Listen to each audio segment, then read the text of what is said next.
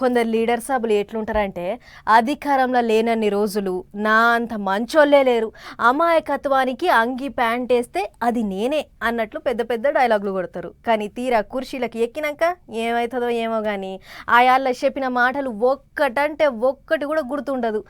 గిదే కథనే అవుతుందట కర్నూలు జిల్లాల అన్నట్లు ఆలగడ్డ ఎమ్మెల్యే అఖిల ప్రియ మేడం దినం ఏదో వార్తలా ఉంటుంది.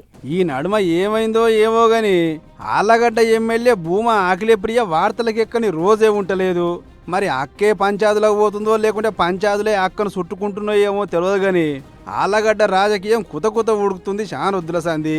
ఇక అసలు ముచ్చట ఏంటంటే అహోబిలం గుడి టెండర్ల ముచ్చట మీద ఎమ్మెల్యే పోకడ మీద కొందరు గుర్రుగున్నారట.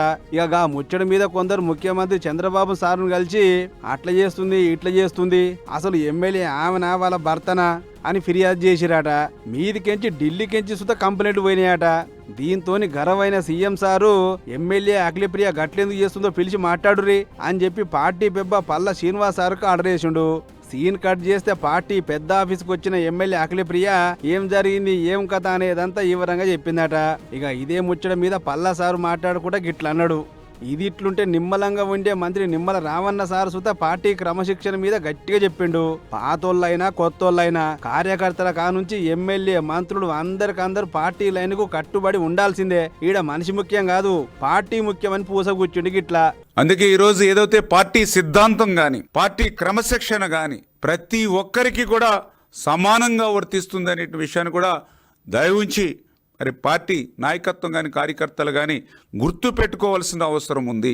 ఏ స్థాయి నాయకుడైనా సరే పార్టీ సిద్ధాంతాలకి పార్టీ లైన్కి కట్టుబడి మాత్రమే పని చేయవలసినటువంటి అవసరం ఉంది.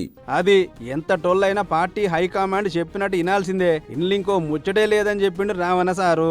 అంతేకాదు క్రమశిక్షణ ముచ్చట మీద ఎమ్మెల్యే బోండా ఉమా పేరు తీయకుండా ఎగస్ పార్టీలకు ఎంత దూరం ఉంటే అంత మంచిది అని చెప్పుకొచ్చిండు పల్లా సారు. మరి ఈ మధ్యన జరిగినటువంటి సంఘటనలు ఏవైతే ఉన్నాయో వైసీపీ నాయకులతో వేదికల్ని పంచుకోవద్దని జాతీయ అధ్యక్షులు వారు తెలియజేశారు. దానికి ప్రతి ఒక్కరు కూడా కట్టుబడి ఉండాలని చెప్పి ఈ సందర్భంగా తెలియజేస్తున్నాం. విన్నారు కదా, ఎటు దిక్కు చెడ్డ పేరు తీసుకొచ్చే పనులు చేసినా సుత ఎవ్వరిని ఇచ్చిపెట్టే ముచ్చట లేదు.